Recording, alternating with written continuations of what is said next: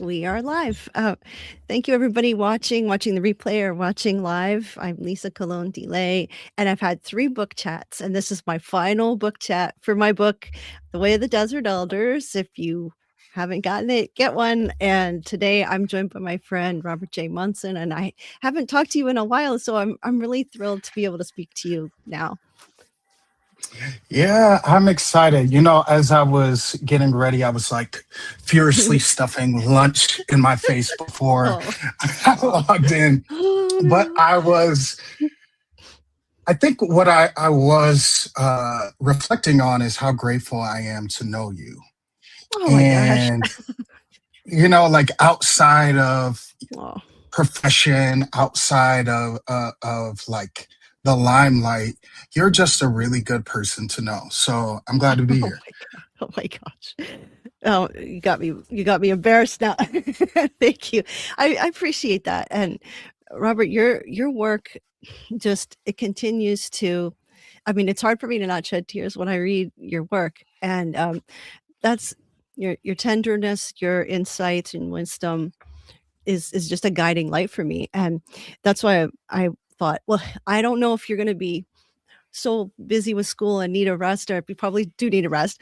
But I was hoping maybe we could chat about the book because I just respect and admire you so much. And um, it's an honor to know you. And I just feel like I don't really have really good words to express it, but I'm really delighted and so grateful that that we get to interact and that our timelines have crossed. So thank you for Across the honoring me. multiverse, here we are. Yeah, this timeline's kinda jacked, but, whatever, we're gonna have to make do, I guess.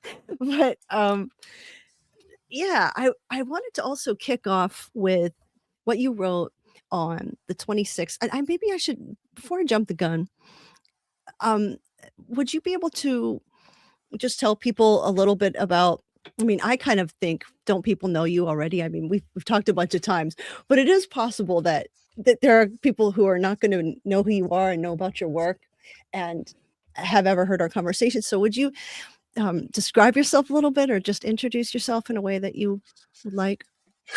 Yeah, no, thank you so much. I like to say that I am a son of blackness as a way Mhm. of introducing myself. And I Mm. kind of came to that introductory title because, once many years ago, I was reading James Baldwin, and he was talking about how once, when he was a child, someone asked him, whose son are you? Whose child are you?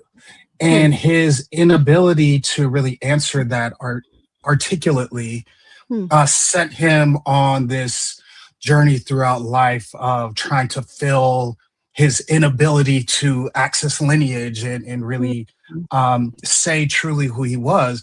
And he allowed other people to define. Hmm. I don't want to put words in his mouth, but I think he allowed other people during his formative years to say whose son he was. So this is where I enter. I'm a son of blackness. I am I'm finishing the third year of doctoral work. Ooh. Yeah. This could turn into a therapy session if I really It might. go It might. go down the elders. Hey, um, hey, and a lot of my work, and towards the end, I can point to some of my work, but a Mhm. lot of my work right now is at the intersection of Black and womanist liberation theologies. And Mhm. I'm a theoethicist, which Mm. a Black disabled theoethicist. And what Mhm. I do is I look at the sacred text of Black people, especially Black disabled Mm. people, and I try to mine out what it is that we think about God, what we think about community, what we Mhm. think about our own bodies, nature. And yeah, so that's who Mm. I am. I'm a big nerd and I read a lot of books. Yeah, so that's me. Very good. Very good. Um, I wanted to speak about your writing that happened that I read on near the 26th of April when you put it out. It's now it feels like a little while ago, but you wrote this portion that I want to draw out and get you to speak on it as much as you'd like. You write, I mourn the ways that I had to get out of my seat, in quotes, and tell my bosses the truth. I didn't yell, I didn't name call, nothing like that. I spoke the truths as I saw it. And one truth was that I could see the ways that my leaders had been shaped by competition, jealousy, capitalism, self doubt, instead of by love and collaboration. And that's just, I mean, there's so much there. I'm sure you could probably wax eloquent about all the ways that that's filtered into the things that you have to experience and endure. But it's to me, it's such a insightful assessment of some of the elements of our soul sick culture that pushes all this. You know, if you want to get ahead, if you want to be successful, and it made me think about some of the ways that I discovered and wrote about relating to envy in particular, Yes. and coveting, and you have to envy to covet, and coveting, of course, is set apart in the Ten Commandments, and it's a kind of to me, it's a kind of really cancerous social sin or social, harm that we do to each other in coveting. We're obviously harming ourselves as we do it, but so envying happens because we feel a certain kind of way, and we feel inferior is what I've kind of landed on. It begins by feeling inferior. And we start to feel bad out of comparison, or we feel threatened, and then we can't be generous or celebrate others, and we can't want what's good for them, and we feel bitter, and so it takes this corrosive hold. And I wanted to read a little bit from Cyprian on page 160, just a little short note, and then ask you to elaborate as I'll pull this up, and I'm supposed to have this marked, okay. It's just a tiny quote. It just says, whoever he is, whom you persecute with jealousy, can evade and escape you, but you cannot escape yourself. And Oof. I see that. There's a big That's one, a right? sermon. And this is the kind of thing I think that you're butting up against with your bosses, is that they're out of envy, perhaps, out of competition and jealousy and all the things, acting towards you in a certain way, and acting of immaturity and blindedness and things like that. So your piece asks, how does love react?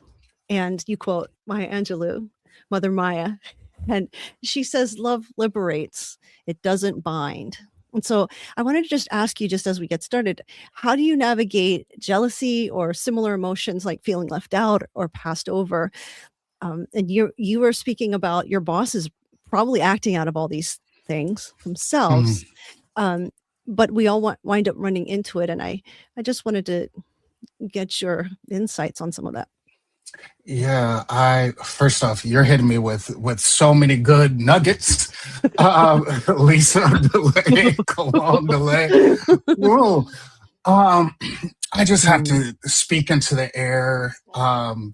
Two things. One, how does love react? Kind of came out of this musing as I was sitting with something that the popular children's artist and activist, Miss Rachel, put on Threads, where she said, I asked myself, how would love react? And that's how I react to things. And there was just such a potent arena that she set there that I just was lost within that for days. And a lot of times that's how I write, is something will strike me, usually convict me. Yes.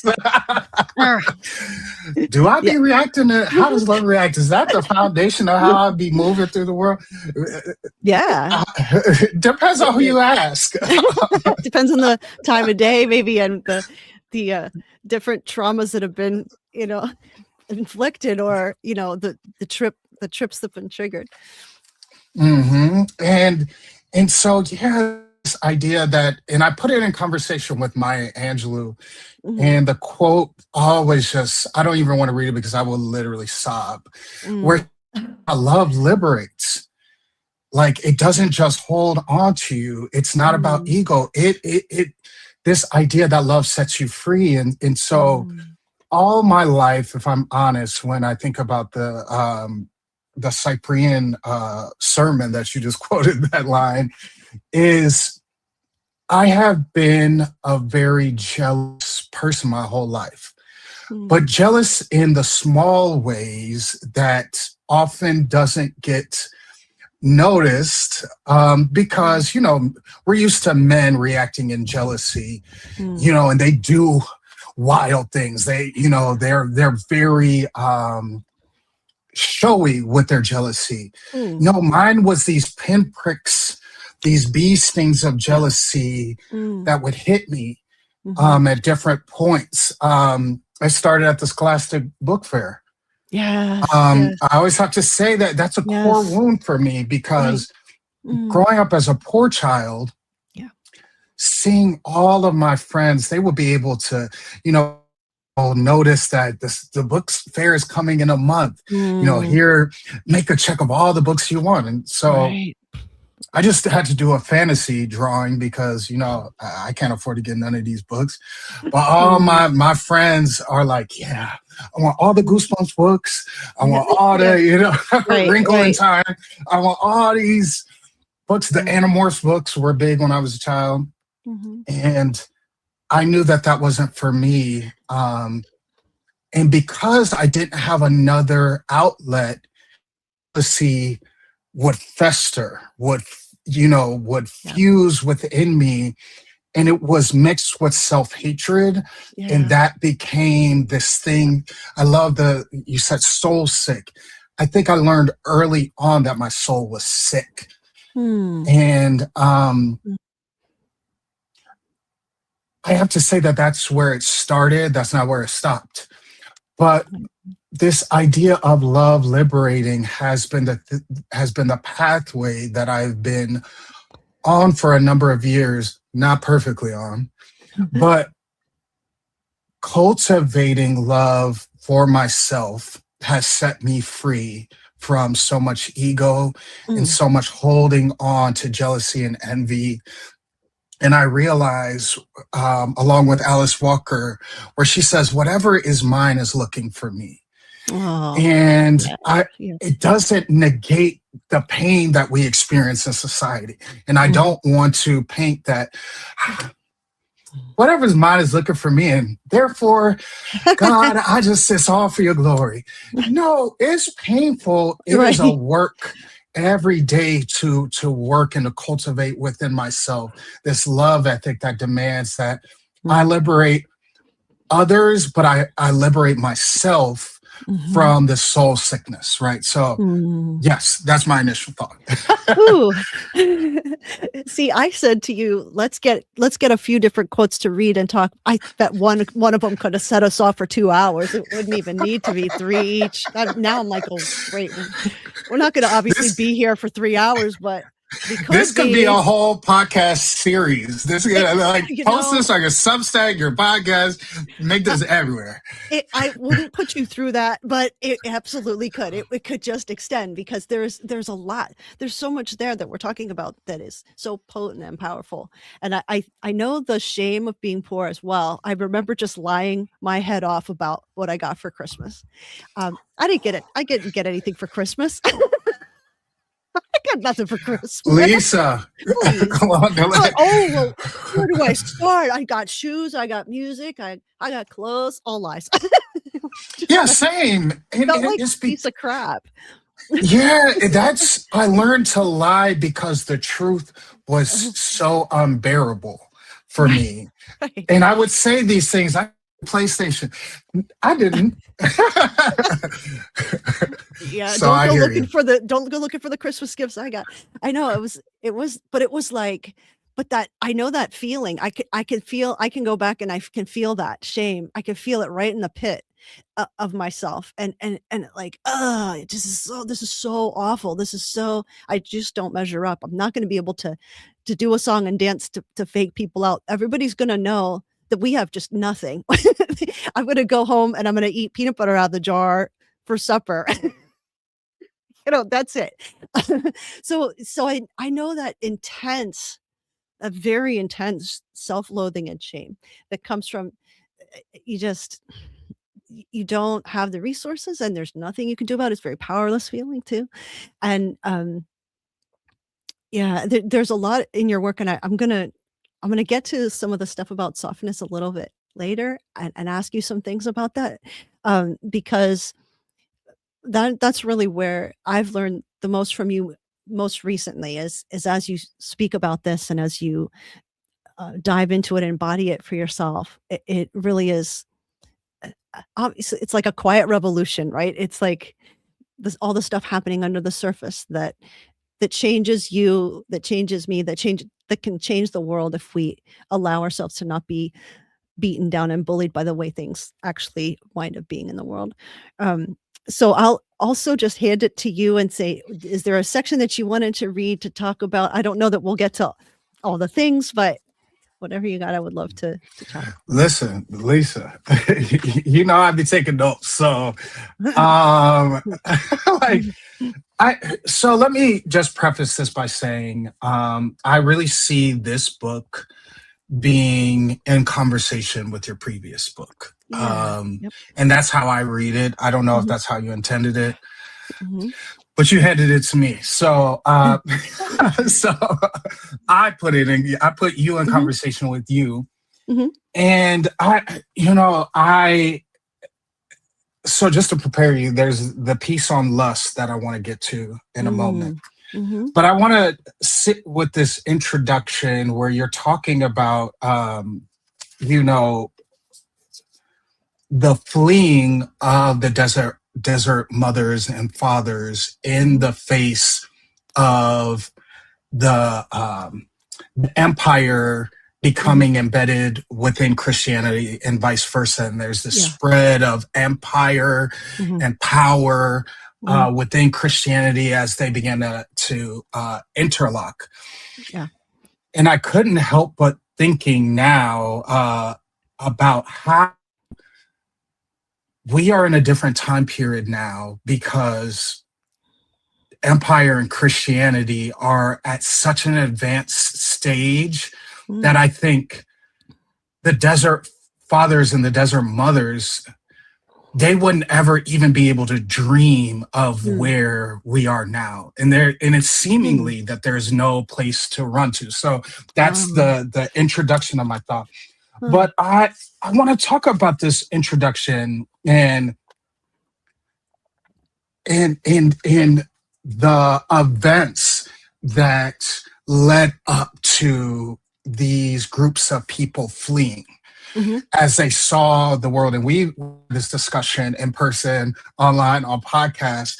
But I just want to contextualize it. Is like you title the book "How the Wisdom of Ancient Christians Sustain Us Today." So I want to put this introduction of the book in the events that led to these desert elders fleeing in conversation with today. Mm. Yeah. Yeah, good. Like, so talk about now this advanced stage of empire Christianity and in the pursuit into the wilderness. Yeah, so just talk at length to me. Go. Talk back at me. So, to contextualize it for today, um, see, we're the product of Western Christianity in this country that, in my opinion, is completely saturated with empire, right? And so it is inevitable in a way that we are where we are. If you think, you know, seeing colonialism, this Portugal and Spain, and this conquest that happens, and it's bringing in, it's with the papal bulls saying, win people for Christ, but they're getting gold. They're killing off 90% of the indigenous people in this hemisphere. um, within 3 years, it's like 75% of the population's gone, because of Jesus, I guess.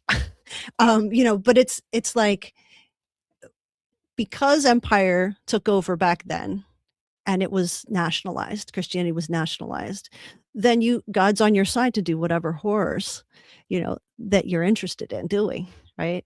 And so nothing's changed. We have new iterations of this. We have we have these ideas about, we're going to, I don't know, bomb Iran in the name of Jesus, or something. It's this kind of like, Venezuela, who else? insert, Yeah. right? What's happening in Cuba? Right. Yeah. It's these disgusting death dealing, provocative violence, where we started. It's not defensive. It's not just war stuff. It's not defending, but everything's sort of couched in that. Everything's sort of, oh, well, it's a security thing, but in fact, it's just a power grab, old fashioned power grab, for dominance, to justify violence, to get your way and say that God blesses that. And I think there's a lot of people who have been, I'm hearing from people who are saying, I love Jesus, but what the heck is going on? Like, is this Christianity? Is it like, why does everything feel so wrong and messed up? And I can't go along with this, right? And so people are searching for the way of Jesus. I think that's the upside down kingdom. It's the outcast. It's for the marginalized, the outcast, the less than, the minorities, the disenfranchised and disempowered. That's Jesus' kingdom. It's the opposite of what's getting promoted, just from this power and strength. And so we have this kinship with the desert elders, because they were like, well, we're going to go back to basics. We're going to imitate Jesus the best we can. We're going to love our neighbor. We're going to give up everything we have for the other, for the sick, the needy, the poor. We're going to welcome the stranger no matter who comes. We will take care of them and feed them and walk with them. And there's something very pure about that makes me think, I think other people will be drawn to a more, desert spirituality, but like a simplified, disconnected from power and disconnected from these weird missions of dominance. So I don't know. I feel like I'm just babbling and rambling. You're not babbling at all. Two different things came to my mind as you were talking that I hadn't fully considered. One, the current plight of so many of us wrestling with the Christianity that is prevalent in the land. It's prevalent. It's coming from the highest offices.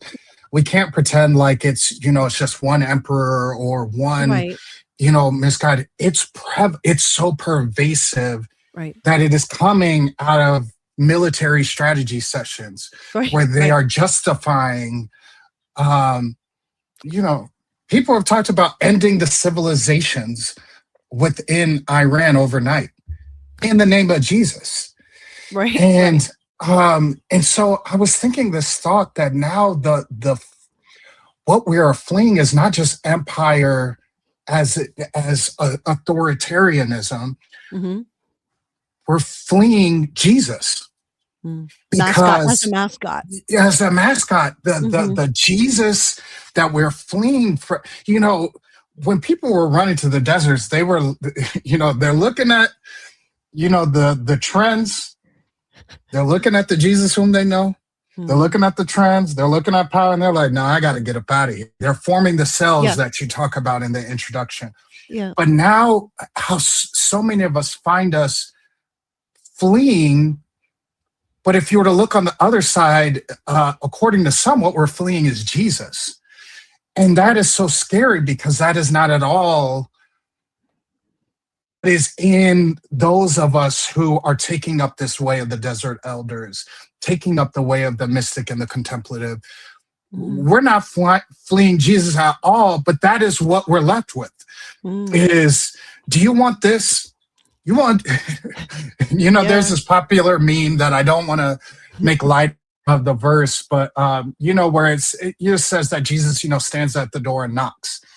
Um, and there's this meme of Jesus knocking on the door, and Jesus is saying, of course, it's white Jesus too, but Jesus is knocking at the door. And he says, "Hey, open up and let me in, or else." And the person inside is like, "Or else what? Or else what I'm gonna do to you if you don't let me in here?" Right. Yeah. Okay. Right. So I think about that, and I think about this. You were talking about authoritarian regimes and this mascot Jesus, and I had to put it in conversation with some of the work of womanists, especially Mitzi Smith. She wrote this beautiful essay, I believe is "Knowing More Than Is Good for One." And she talks about all of the horrors that have been committed under the guise of the Great Commission at the end of Matthew, where Jesus says to go into all the world, baptizing them in the name of the Father, Son, and Holy Spirit. Teaching them all the things that I commanded you, right? Mm-hmm. And Dr. Mitzi Smith says that all manners of evil have been enacted underneath that umbrella, because if Jesus is giving me the authority to do so, the kingdom of God is giving me the authority. Well, whatever I need to do to you, Lisa, to get you to comply with Jesus, it's fair game. So thoughts on that? Yeah. Well, that has always been, growing up, that was really misinterpreted as get people to a point of conversion. And I think it's not understanding what disciple is. That making a disciple is a student who's in training and being apprenticed by Jesus. And it's not a convert or die, or convert, or convert these heathens. I think it's like there's a way of Jesus, and Jesus wanted, if that's even what Jesus said, or if that was added later, but I think that if we're to take that, something that Jesus would say, it would be, walk in my ways and take on my light burden. It wouldn't be and you're right, it's been used over and over, ad infinitum, to subdue other cultures, to whitewash, erase cultures, so that everything gets whitewashed, so everything has to be made into the likeness of the colonizer. And I think, the whole idea wasn't a kingdom of this world. In a sense, it was heaven and earth meeting, so that this new kingdom can come where the last are first. We missed that part. We missed the part about the last being first, and what that means. It's, I think it's David Bentley Hart, who I really appreciate his philosophy of mind, ideas about first things, first principles, consciousness, and this idea that the things that helped empire the most were the things that rose to the top, that got put in the canon. That's why there's so much of Paul and not as much of Jesus. Paul gets to, just people are disciples of Paul, who was a part of the empire. He was a citizen. He was, smart enough or educated enough because of his money and his standing to not be crucified. He could go to all that schooling. He wasn't like Jesus at all socioeconomically. He was at the total top. Jesus has one outfit. Jesus has nothing. And he's a peasant. He has absolutely no social standing, political standing, religious standing. And so, but people want to follow Paul more than they want to follow the peasant Messiah. And so when Jesus says, go and make disciples, we're thinking, go conquer people, right? Go get them. And it's just really twisted, I think. I wonder, it makes me wonder, like, is nobody reading the Sermon on the Mount? That's the pinnacle. That's the crux. Read the Sermon on the Mount and you find out who the blessed are. It's not the people anybody thinks are going to be. It's the dispossessed. It's those in grief and mourning. it's those downtrodden under the boot, you know. And I think about a hero of mine is Dr. Howard Thurman, and he talks about not believing in Christianity, but believing in the religion of Jesus. Is that, Christianity and the verses of the Bible were used to enslave people in this country and to harm people, because there it is in the Bible. It's Okay. biblical. Yeah, there it is. And, his grandma, who was a owned person was enslaved. She was like, don't even think about reading those verses about slaves obey your masters, because we got that shoved down our throats every time, because it was weaponized. It was taken out of context, and it was probably, in my opinion, it was wrong for Paul to not say, what are you doing with slaves at all? Free them. You're the same as them. What are you, and Okay. big boss? I blame Paul. It wasn't until Gregory of Nyssa that he goes, oh yeah, by the way, free your slaves.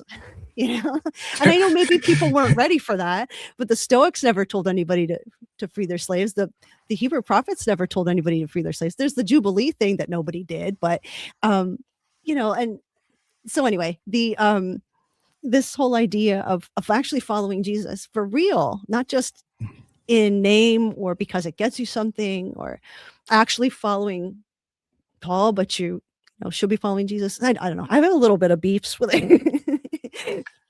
I like hearing your beefs. No, because I think, can I just say here that I think this honest dialogue, this inner dialogue that clearly is coming out of you right now, is part of what is needed to create an environment for the new and living way that Jesus talked about. I think what people have not had access to are these type of dialogues that are honest, that wrestle with how do you be faithful in a foreign land?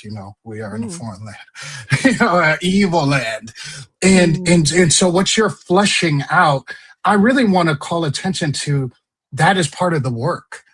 I think that is part of the work that our souls must have, that we sketch it out for people to say we do have these beasts.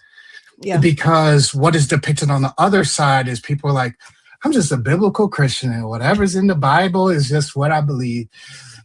Other than that, it's just nothing going on up here but glory in Jesus and Holy Spirit. No, y'all, we have to have these honest heart to hearts with one another and ourselves and God and community, that say what it is like to walk this way. And I think that is what I find most admirable about the Desert Elders. That whether I agree or disagree with some of the actions, because I do disagree with some of the actions, right, is, hey, but that pursuit was, they were trying to wrestle with, how do I remain faithful to what it is that is in my heart and what I know to be true about God and the world. So I hear you. Yeah. One of the things that this period has inspired in me is to think much harder. And I've been in conversation with Cindy S. Lee about this too. She speaks about, we were just talking about this on the last chat that I did 2 weeks ago.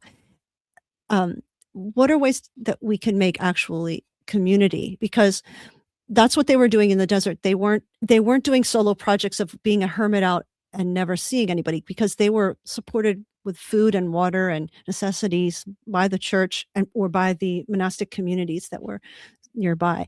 And you didn't get to just go out and be a hermit until you had been mentored for maybe decades by a mother or father, so that you were really ready to be a hermit. But what was happening in these communities that were in the hundreds or the thousands was they were living with each other through all that, having their problems, growing in grace, learning humility, learning service to others, and being shaped, day after day in community. And it is just such a far cry from what we have with event-based, programmatic church services that are, you kind of, a lot of places you kind of meet up for the hour, 2 hours, whatever the hours, and then you kind of go back to your regular life. It's not really community, it's kind of an activity.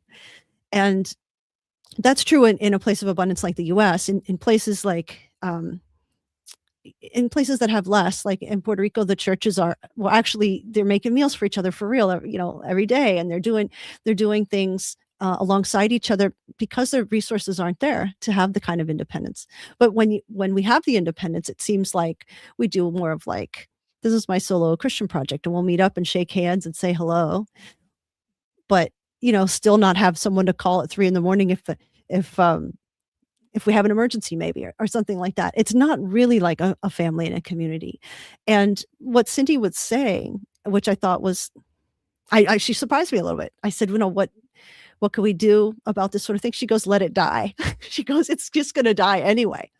And so we come up with other ways of doing church and being community to other people, because the way it's being done does not work, especially if you go through great hardship, whether it's economic or physical, and you need people. And I thought, I want to start beginning. I don't know if this will turn into like a project or a book or anything, but just thinking about, well, what are ways that I'm ensuring that community actually happens, that I have my people and they have me, Well, there's a lot there. And I guess I'm wondering, like, just to ask you to reflect for a minute, like, mm, how do you sense, and I'm not sure, like, if you have a church family, or I know you have people who love you and care for you, but in terms of coming up with better ways, have you thought about that, or do you have any insights? it's so funny. I have plenty of insights. It's one of my sticky notes that I was going to ask you about. So you asked it first. Okay. So Wow. look at the spirit. So yeah, I think one of the ways, because I'm glad you asked this, because one of the things that is tricky when we talk about the desert elders is there is a large group of people who tries to emulate the the flight of the desert elders by disconnecting from society as much as possible, right? And while I find that admirable, so much of that cannot be replicated to me, because where can I go where I can flee from devastation in the land, from the devastation of the marginalized? This isn't the hour for fleeing totally and physically. Yeah. So anyway, so I think of that, and I think of one of the ways that I also believe let it die. That's a whole different sermon. But I believe the thing that I try to cultivate is, one, I try to show up and be almost an anchor in the waves in social media. Now, yes, social media has all the evils that we're all thinking about. Yes, period. Next chapter or next book. Yeah, it's a whole book on the evils. We know that. But in order to flesh out what a love ethic looks like, because most people won't ever go to church communities anymore. They will never step foot in a church again. Right.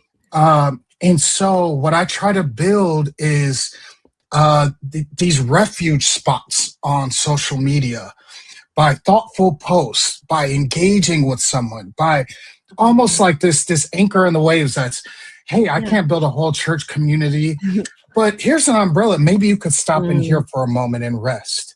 Yeah. And so my commitment to show up in public is my commitment to loving Jesus and loving my neighbor, enough to build thousands of refuge points. That, hey, if you've never thought about, what about this quote to start your day? Yeah. That makes me weep, Robert. I can't be there physically holding you, making you accountable, but maybe you can just stop at this little inn. And this little inn is this Jürgen Moltmann quote.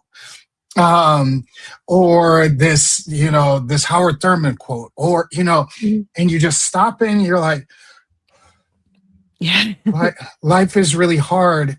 I Mhm. don't think I can ever go back to church. I'm not Uh-huh. trying to make you do that. Right. Do you feel a spark of life there? Hopefully you can follow it today. Yeah. Hopefully that will lead you to the spirit. Mhm. And that's go your way, traveler. But I'm committed to establishing these beachheads all Mhm. across the internet Yeah. so that hopefully when I am past this mortal realm, people will be like, he was systematic in building these. Mm. Almost, I think of building digital cells versus these Yeah. physical cells out in the Right. wilderness. Right. I take the wisdom.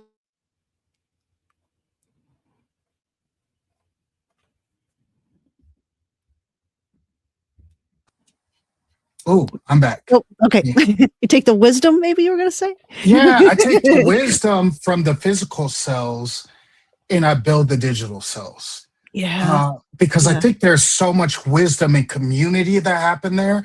And Right. so when I build these digital refuge points, Mhm. I feel people come alive. I feel people say, well, I want to read a book on that. Yeah. Yeah. Okay, well, the way of the desert elders, or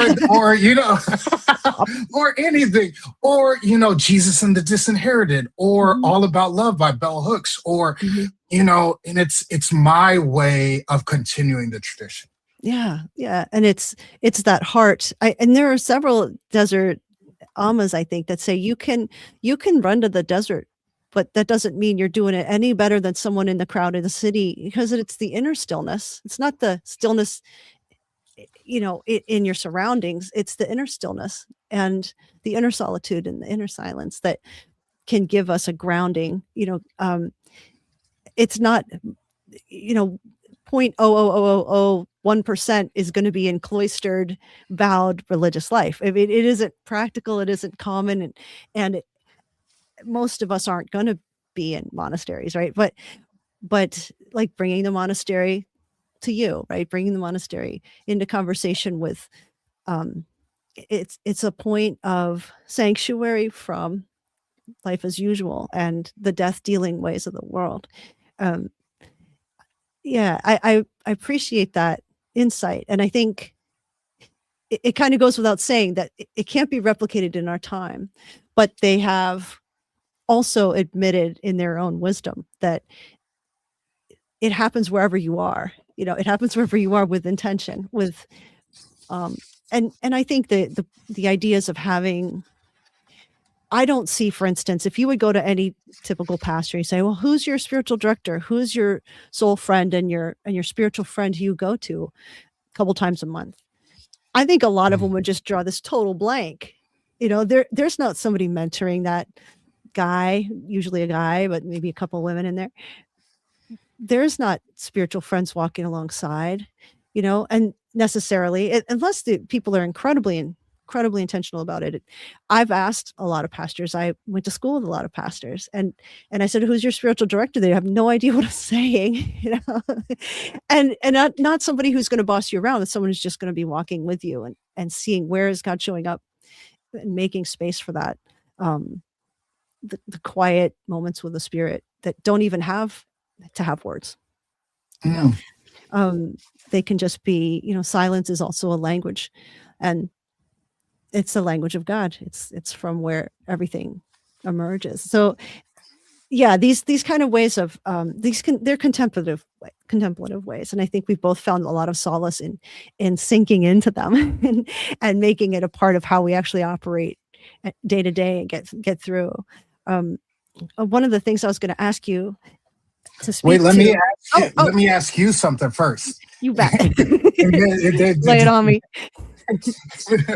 Listen, I be reading your stuff. Can we talk about lust for a moment? Oh, let's do that, yeah. And they asked me whatever you Get want to, juicy. but Juicy but stuff. I but I was like, I cannot leave this conversation with Lisa Clondele without talking about chapter 2. There's something about Mary, and you talk about Alma Sarah, and you talk about. I love how you, I love how you called her a lady of the night.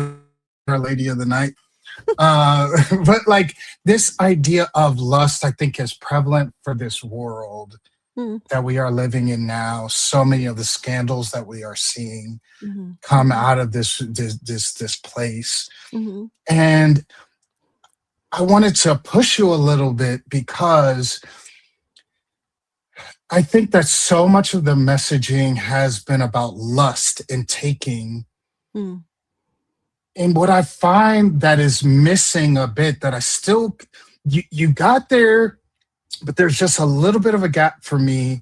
mm, And in understanding about the body and how God created it. I love how you talk about desire through it. mhm. That's already more advanced than your discipleship 101, what you're gonna get in class, or any purity book. But I Well, what think do you there's do you this, think I'm missing? It seems like you think I'm missing a piece, and I love for you to expand on that.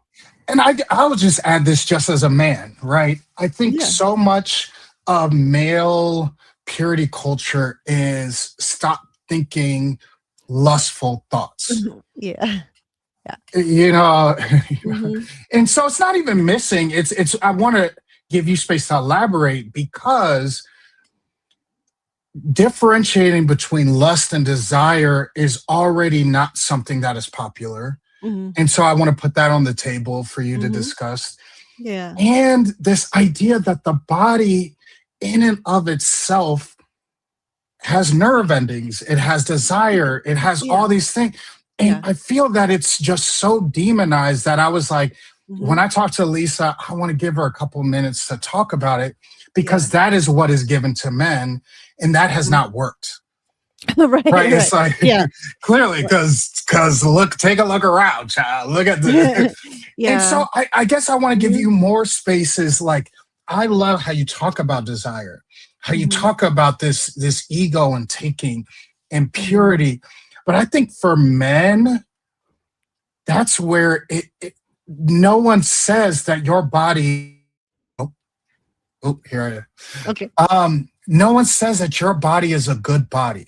That Yeah. Yeah. you are going to Yeah. desire these things that are in and of themselves not bad, but Mhm. how do you do it? I think that Yeah. that's more is Yeah. the how. Right. So yeah, That's exactly the question, and it's I think I think the thing about lust as it pertains to just normal human sexual desire, which is for most people, except for maybe asexual people, it's gonna come up as a thing. It's gonna especially when you're in the most fertile time of your life, from puberty to probably what the age I am. Um, but the, um, no, it's still there. Um, but it's I think that it's not lust that's the problem, it's the attachment to it. It's like lust is gonna happen. I I think love that. Evagrius would say, "Yeah, yeah, you have a beating heart, you have hormones, you're gonna think the thing, you're gonna go there, and that's gonna happen." It's whether it's gonna dominate and become disordered, and the thing about, the desert elders that's not like us is they were vowed into chastity. They had to really lock it down. They had to really, really lock it down. I love And that. that's not us. I mean, I do think what can happen is we can wind up not acting in our best interest, or we can wind up objectifying people pretty easily through lust. And which is different than just sexual desire, in my opinion. Lust is I love where that. you are it's starting to get it's starting to get twisted. It's starting to get, I want the thing. I want that. And you begin to not think of the other person as having an inner life and as having wants and feelings, and you want something from them, right? That's more what lust is. Lust is I is love is this. really exemplified in pornography because that's not the person. You don't care that that person might have kids, or maybe they didn't have lunch. You're thinking about the sex. You're thinking about how you'd like to be involved. But what sexual desire and having a body has is for us this fraught thing sometimes because it's kind of like a fire. You need fire to cook and stay warm, but you can get pretty toasted and crispy and burnt, with fire. But we it's part of how we live our lives with this. And so it is it's really hard to navigate. And I think that what happened in purity culture, that to as I experienced it, was people would say, well, is i- is kissing okay? Is this kind of kissing okay? Is thinking about this okay? Is thinking about and it really, to me, kind of got out of this. It treated the body like an entry point of sin.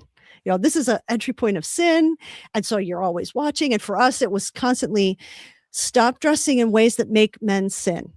It was always this thing about you're responsible for the thoughts of men.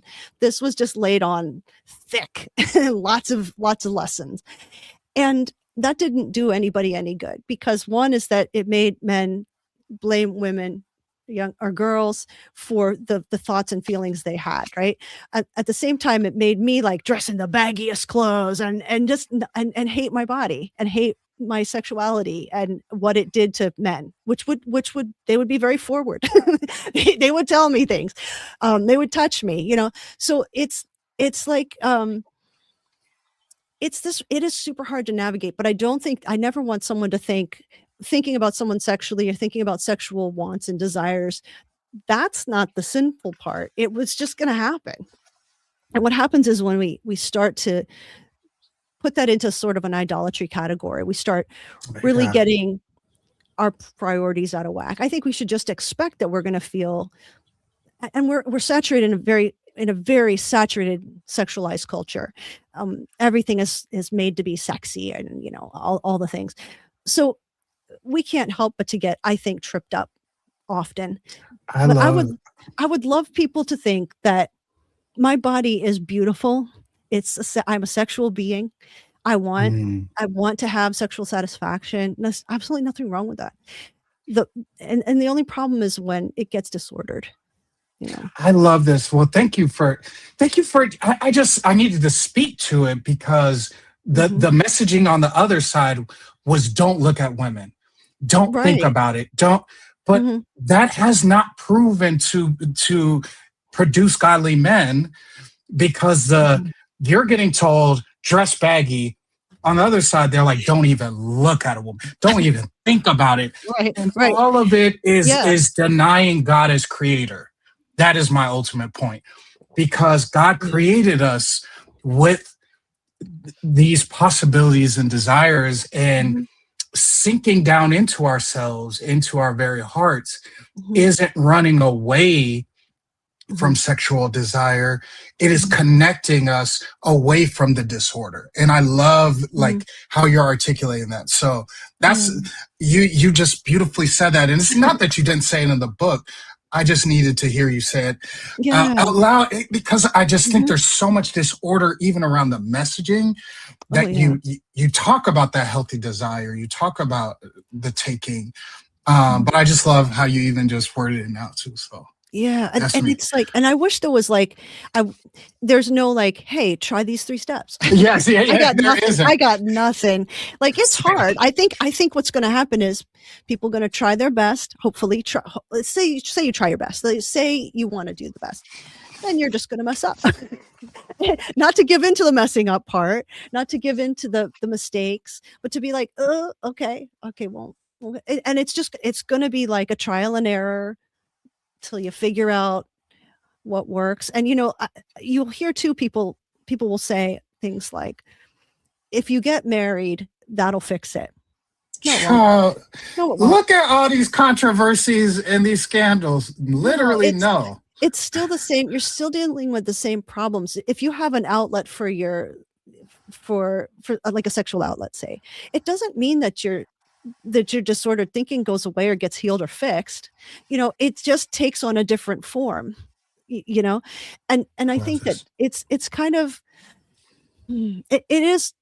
This is just so tricky. It's not like there isn't a way to, because every person's so different too. Different people will be attracted to different things, and what people will have a lot of opinions, and they get in your business about what you should do and who you should be with and how, and And I think that we have to be, I mean, this is maybe where a life of prayer really comes in, that you ask God to help Yeah. you discern, that you also Yes. have people you rely on who have integrity in this category and can just say, yeah, I've struggled with this too. This has sort of helped me. Maybe it'll help you, or let's just continue to keep talking about it, and to not be ashamed of, see, the thing is that that's the other thing that gets put in, is that you become ashamed of being a human being, which is to say a sexual creature too.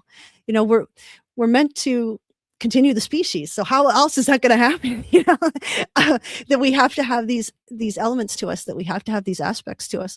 But then, how does it not get perverted or warped or twisted in some way? You know, you got me. I'm just trying to figure it out myself. I'm just trying to understand and trying to figure it out myself. But I know that for sure, if we're not honoring each other, that's going to be that's going to be like a guaranteed downfall. You know, that if we're not thinking of people as equal human beings to us, or um, that they are there for the taking, or we can do and think and act however we want, and that's okay. That's not, it's not going to be okay. Oh, I think I lost Robert. I think I lost Robert on that, and we might have to end the stream, but maybe he'll pop back in. So, for all of you who are watching this now, Robert has a Substack called Musings from a Broken Heart, and I will be. You can look also at my website. I think he's back. Okay, we got you back. The It's been a devil little busy. trouble. The devil I was like, busy. he's gone. Yeah. So I don't know what you heard. I heard all of it. But And no, I think yeah. that's beautiful. So I want to turn it over to you. Anything that you want to ask or engage before we're done? Yeah. Yeah, I just love your answers. There are part of that quiet revolution in turning the messaging around sex and sexuality and bodies. Yeah. So yeah, thank you. I guess just to close out, I want you to be able to share all the places where people can find you, especially your Substack specifically, what it's called and stuff. But one of the things I was hoping to touch on a little bit is some of your work that centers on softness. And, some of this comes from, in your life, changing thought patterns and typical responses, because, being raised that you have to be tough and hard and manly and all the things that don't help that don't help us and haven't helped you. You talk a lot about this idea of softness, and I would love for you to speak to that process a little bit for you. What has turned you toward this the most, and what keeps you continuing in this way of life, I guess you could say? What's funny is all of this ties into the topic of your book. I think this journey towards softness, I think, became integrated with my spirituality when I started reading Henry Nouwen, one of my favorite theologians of all time. And I remember he mentioned the desert elders at one point, and I had never heard that term. Yeah. But he was just, in one of the books, he was pointing to the wisdom of the desert. I said, wait a minute, this feels like it describes my whole life. I have been wanting something that I could not describe. And so the more that I read about it, it kind of connected me with this idea that the grind culture of capitalism divorces us from who we really are and who we're meant to be. And so I was like, I want to be soft. And so it was in those early days of my Christianity that I began to say, like, even if the whole world grows cold, please keep me soft. Like, I want to be tender. And so that became my pursuit. And that's what I judge my life by is, am I soft in heart with what I believe about myself? When I look in the mirror, I try to, some of contemplatives call it soft eyes, but like I try to develop soft eyes towards myself. Mm. Because it's usually, applicable to spiritual life, but it's like Yeah. the person that I see in the mirror, I want to have a soft gaze when I look at that man. And Mhm. as I get older, the grays are coming in, the wrinkles are coming in, the folds are coming in the belly that weren't in the belly before. And I'm like, I want to be soft towards that image, because Hmm. this body, this mind, this soul is created in the image of God. So Yeah. softness really came out of the desert elders being depicted in their fleeing towards connecting with God over the ways of the world. Mhm. And I saw the way of men, specifically men. Mhm. And I was like, child, this is black. I don't want this. Yeah. What I Yeah. had to look forward to over here is yikes. This is hellfire and damnation over here. And I just Mhm. knew I wanted a different track, a different way of being and living. Mhm. And so softness became um, my North Star. And Mhm. I wanted to be soft in how I approached God. Now, if you go through my prayer journal, it's not all softness in there. So there's a lot of cuss words to God. I got it right here. It's juicy. When I die, make sure y'all get the rights to my journal, because there's a lot of stuff in here. I've been journaling for 2 decades, and Mm. yikes. Um, but my journaling has been part of cultivating softness. That is the Mhm. way, because now as I look over every iteration of who I've been, Mm. I'm soft towards that young boy. I'm soft towards the man. I'm soft towards the aging millennial, right? Like every version of myself was doing the best job he could with Mm. what he had allotted to him. Ooh, Right. that makes me emotional. He really Mhm. was. Mhm. Um, Mhm. and so that informs who I am right now. And Mhm. it informs how I write, how I place myself in the academia. Ooh, Mhm. academia Not soft. is not soft at all. There's a lot of ego in here, including on the theology side. Oh. It's hell over here. What I'm anchored to is what matters when I look in the mirror. Again, the soft gaze, and so Mm. that informs me. And so I started musings from a broken heart to Substack, Mhm. because I wanted a different way to relate to the world. I wanted Mhm. to write about belonging, grief, masculinity, Mhm.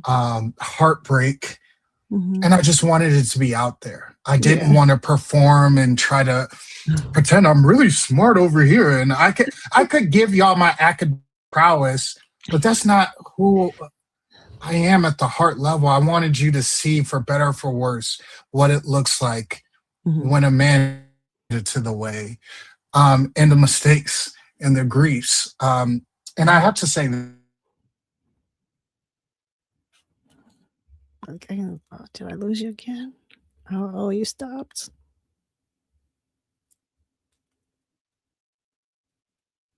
Oh no. I don't know if you're still there, Robert. We got troubles today. Mhm.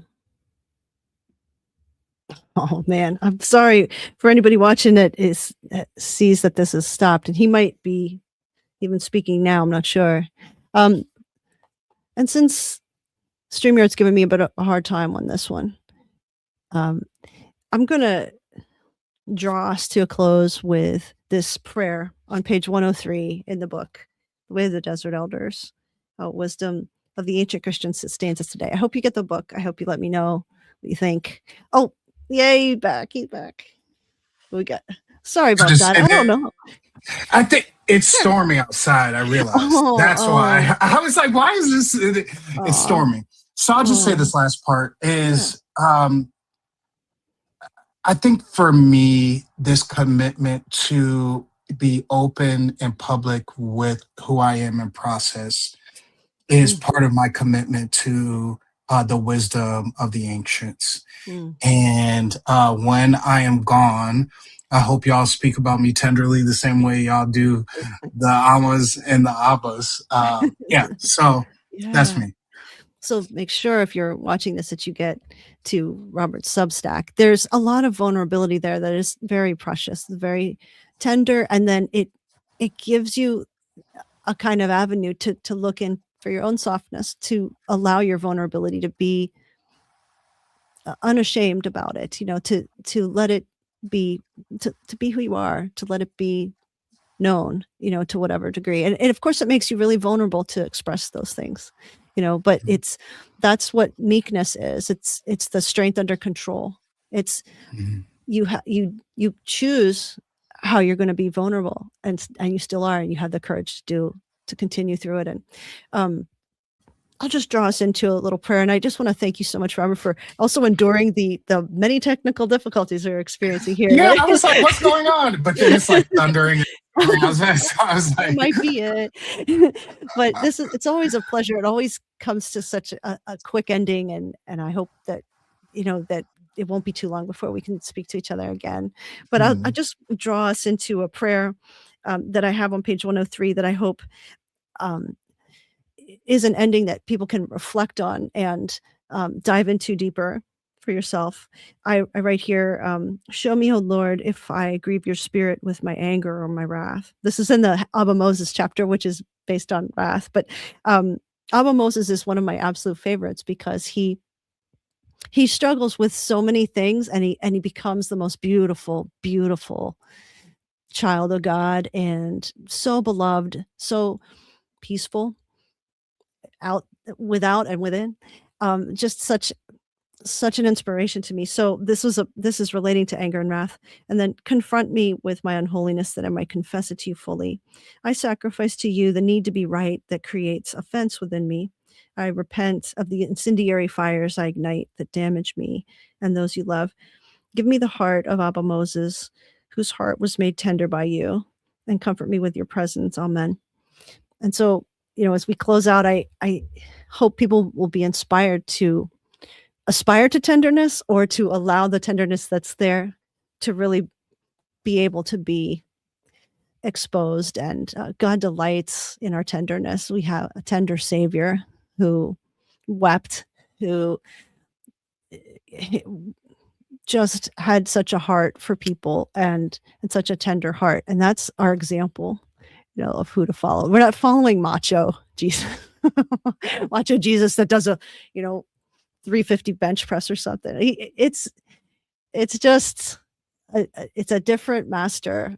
Our Jedi master is Jesus. And so thank you so much, Robert. I deeply appreciate your coming on this. And of yeah. course, always. I'll just say this: I every conversation I have with you is always nourishing, even if Oh, it's just a funny side conversation. And I treasure that. So thank you oh, for having me. thank you so much. Bye, everybody. I hope you watch the replay, share it, and make sure you check out Robert's work. Bye-bye.